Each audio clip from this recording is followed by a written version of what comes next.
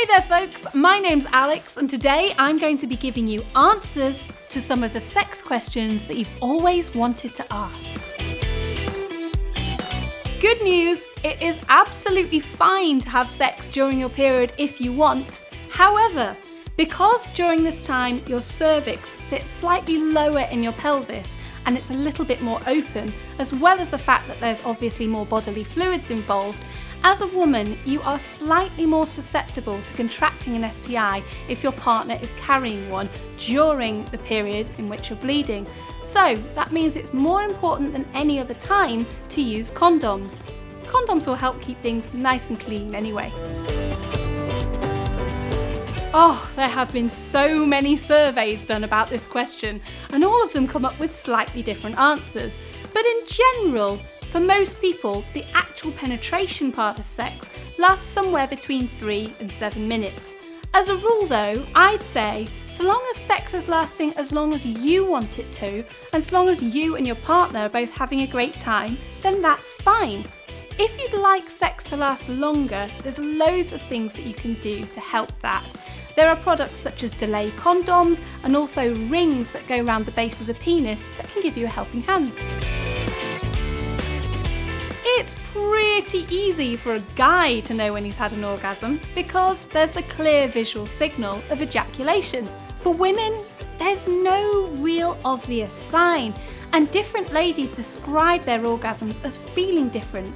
Some say it's like a burst of pleasure after a big build-up. Some describe it as waves of muscular contraction. Some people say they can feel it all over their body, and for others it's just located in their pelvic region.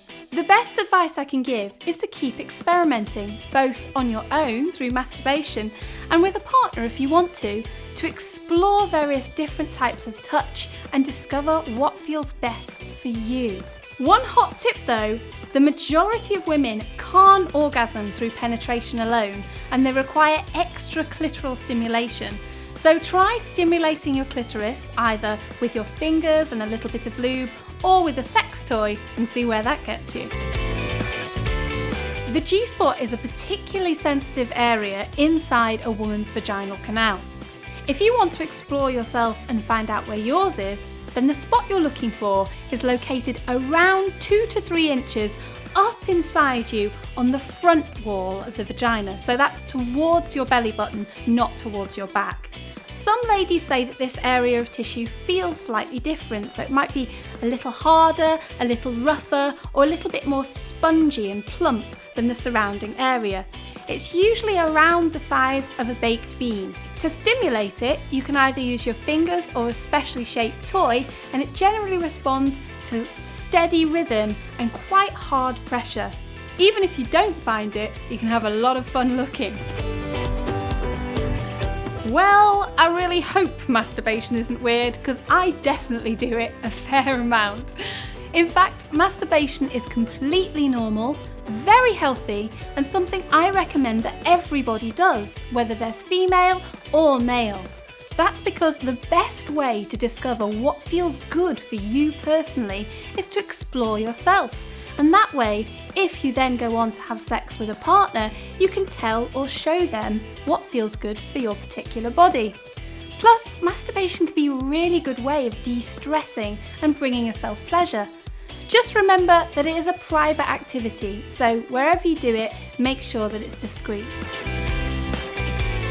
There are no set rules on how much sex you should or shouldn't be having. So long as you're satisfied and your partner's satisfied, then your sex life is spot on. However, if one of you would like to have more sex, that's something you need to talk about and communicate so you can find a solution.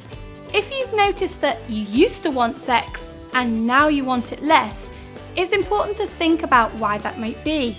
It is natural for your sex drive or your libido to go up and down throughout your life because it's affected by all sorts of different things. These can include being stressed at work, being tired or anxious. It might be associated with some medications you're taking. So if you've noticed a change in you lately, have a think about what might be affecting you personally. If you've got a question about sex, it might be tempting just to Google it. A better option might be to pop into Superdrug and speak to a pharmacist, especially if your question is about something medical. Well, I hope that Q&A session has enlightened you a little bit. If you've enjoyed this video, please hit like and leave a comment below. And also subscribe to the Superdrug Loves YouTube channel so you can see more stuff like this.